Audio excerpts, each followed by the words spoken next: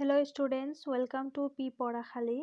আজি মই class 10 social science history first lesson অন্য short question answer লৈ আহিছো।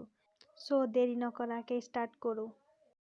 আজিৰ প্ৰথম প্ৰশ্নটো হৈছে ভাৰতত ব্ৰিটিছ শাসন কালত অসম প্ৰদেশখন কেতিয়া গঠন কৰা হৈছিল? পূব ভাৰতৰ কোন কেইখন জিলাক ইয়াত অন্তৰ্ভুক্ত কৰা হৈছিল? ইয়াৰ উত্তৰ হৈছে 1874 খ্ৰীষ্টাব্দৰ 7 ফেব্ৰুৱাৰীত পূব ভাৰতৰ পৰা অসম প্ৰদেশখন বিচ্ছিন্ন কৰা হৈছিল। ব্ৰহ্মপুত্ৰ উপত্যকাৰ 6খন জিলা অৰ্থাৎ গোৱালপাৰা, কামৰূপ, নগাঁও, দৰং, লখিমপুৰ আৰু শিৱসাগৰ জিলাক ইয়াৰ অন্তৰ্ভুক্ত কৰা হৈছিল। নতুন প্ৰদেশখনত খাচীয়া, জয়ন্তীয়া পাহাৰ, নাগা পাহাৰ, গাৰো পাহাৰ, কাছাৰ আৰু শ্ৰীহট্টকো অন্তৰ্ভুক্ত কৰা হৈছিল।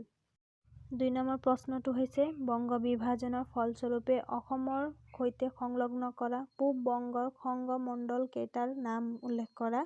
অসমৰ সৈতে মুঠ কিমান এলেকা সংলগ্ন কৰা হয়? ইয়াৰ উত্তৰ হৈছে বংগ বিভাজনৰ প্ৰস্তাৱ অনুসৰি ঢাকা, চট্টগ্ৰাম আৰু ৰাজশ্বাহী সংগমণ্ডলক অসম প্ৰদেশৰ সৈতে সংলগ্ন কৰা হয়। অসমৰ সৈতে সংলগ্ন হোৱা এই তিনিওটা সংগমণ্ডলৰ মুঠ এলেকা আছিল 1,06,540 বৰ্গ মাইল। 3 নম্বৰ প্ৰশ্নটো হৈছে বংগ বিভাজনৰ ফলস্বৰূপে গঠন হোৱা নতুন প্ৰদেশখনৰ নাম কি? ইয়াৰ ৰাজধানী কি আছিল আৰু ইয়াৰ মুঠ জনসংখ্যা কিমান আছিল?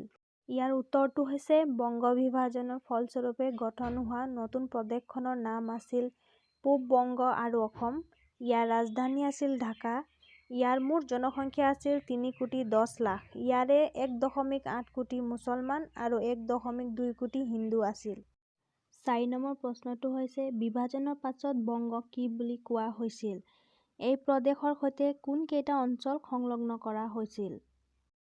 ইয়াৰ উত্তৰ হৈছে বিভাজনৰ পাছত বংগক বোলা হৈছিল বংগ প্ৰদেশ।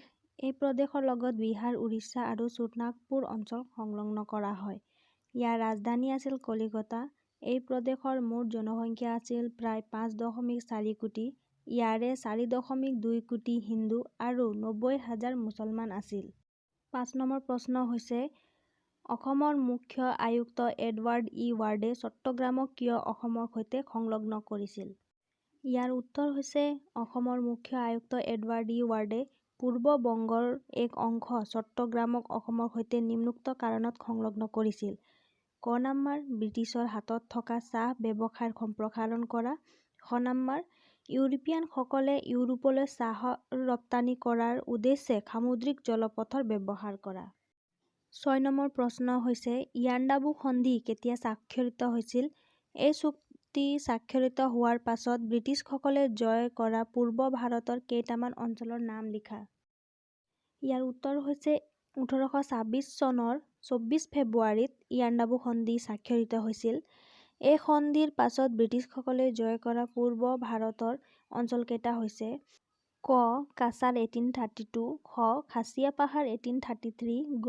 জয়ন্তীয়া পাহাৰ 1835, ঘ. মটক আৰু শদিয়া ৰাজ্য 1839, ঙ. খামতি ৰাজ্য 1843, প্ৰথম চিংফৌ ৰাজ্য 1843 আৰু দ্বিতীয় আংগামি নাগা পাহাৰ এলেকা 1854। 7 নম্বৰ প্ৰশ্নটো হৈছে 1773 খ্ৰীষ্টাব্দৰ নিয়ন্ত্ৰণকাৰী আইন প্ৰৱৰ্তনে সাধন হোৱা 3টা পৰিৱৰ্তন উল্লেখ কৰা। ইয়াৰ উত্তৰটো হৈছে 1773 খ্ৰীষ্টাব্দৰ নিয়ন্ত্ৰণকাৰী আইন প্ৰৱৰ্তনেৰে সাধন হোৱা পৰিৱৰ্তন 3টা হৈছে ক. বংগ প্ৰেচিডেন্সি গভৰ্ণৰ পদটো গভৰ্ণৰ জেনেৰেল পদলৈ উন্নীত কৰা হৈছিল। খ.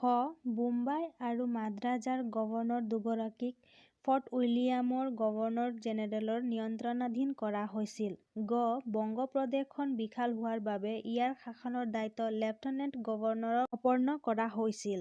ফ্ৰেণ্ডছ, যদি ভিডিঅ'টো ভাল লাগিছে তেনেহ'লে লাইক কৰিব আৰু ফ্ৰেণ্ডৰ লগত শ্বেয়াৰ কৰিব। যদি চেনেলটোত নতুন হয় তেনেহ'লে চেনেলটোক ছাবস্ক্ৰাইব কৰি বেল আইকন প্ৰেছ কৰি দিব।